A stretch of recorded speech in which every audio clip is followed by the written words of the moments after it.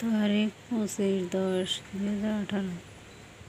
এইভাবে প্রশ্ন করে শিবলি চৌধুরীকে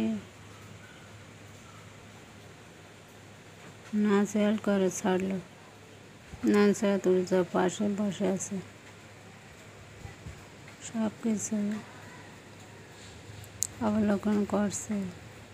নাজেহাল তুর্য তার স্বামীকে উদ্দেশ্য করে বলল, আর মাত্র 6 মাস আছে আমার সরকারি চাকরির বয়স। আমাকে এখনই চাকরিতে আবেদন করতে হবে। আমাকে মায়ের কাছে যেতে হবে।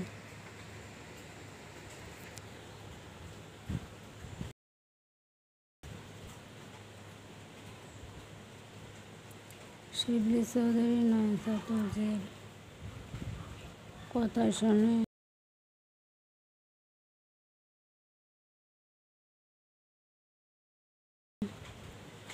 অট্ট হাসিতে ফেটে পড়ল। মুখ বিকৃত করে